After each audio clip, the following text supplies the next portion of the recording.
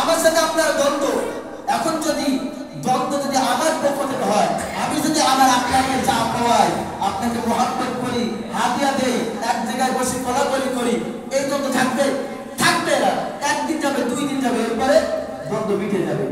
এই জন্য মা বাবার যারা কষ্ট দিয়ে ফেলেছি, বেশি বেশি কোরআন তেলাওয়াত করবো, বেশি বেশি নামাজ পড়বো, নফল নামাজ পড়ে মা বাবার জন্য পাঠায় দেব। পারবেন না ইনশাআল্লাহ? ইনশাআল্লাহ আমরা এটা বেশি বেশি করব। দেখেন আপনাদের কাছে সবচেয়ে আজকে একটা কথা বলি, আমরা আমাদের সমাজের সবচেয়ে নিকৃষ্ট প্রাণী কারা জানেন? যারা মসজিদে ইমামতি করে, তারা সবচেয়ে নিকৃষ্ট প্রাণী। কেন? একটা কুত্তাকে আঘাত করলে আর 10টা কুত্তা এক জায়গায় এসে চলে আসে, কিন্তু একটা ইমামকে যখন বড় কথা বলা হয়, চোখ রাঙায় দেওয়া হয়, কিন্তু একজন মানুষ তখন পাওয়া যায় না। বর্তমান সমাজের অবস্থা এটাই, রাঙায় পাওয়া যায় না। এজন্য আপনি মারা গেছেন, বলেন আপনি আপনার বাবার জন্য কয়বার দোয়া করেছেন? কে বুকের পাটা নিয়ে বলতে পারেন হুজুর আমি দৈনিক আমার মা বাবার জন্য দোয়া করি? বুকের পাটা একজনও তো বলতে পারবেন না।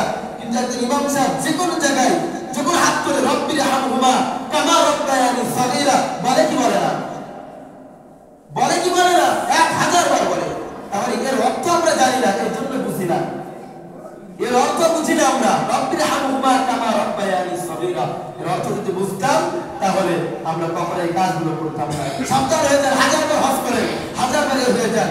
একটা জিনিস আছে, চাকরির জন্য অস্ত্র জমা দিয়েছে কিন্তু ট্রেনিং জমা দেয় নাই। বেয়াদব না আমরা, আলেম ওলামারা বেয়াদব না, বেয়াদবি আমরাও করতে পারি। অস্ত্র জমা দিয়েছে কিন্তু ট্রেনিং জমা দেয় নাই। এজন্য ওলামায়ে কেরামের সাথে কখনো বেয়াদবি আচরণ করবেন না। আর যদি বেয়াদবি আচরণ করেন, আপনার সন্তান আপনার জন্য দোয়া করে না, আলেম ওলামা করে, তাহলে যেহেতু আলেম ওলামারা করে তাদেরকে মহব্বত করা, তাদেরকে ভালোবাসা। আর এই শাবান মাসে কি বললাম? বেশি বেশি কোরআন তেলাওয়াত করবেন, নফল নামাজ পড়বেন, নফল রোজা রাখবেন। আর 4 নাম্বার বললাম মা বাবা কাছ থেকে দোয়া নেবেন। আল্লাহ তাআলা আমাদের সকলকে এই 4টা গুণে গুণান্বিত হওয়ার তৌফিক দান করেন। সকলে বলেন আমিন। আল্লাহ তাআলা আমাদের সকলকে কবুল করেন।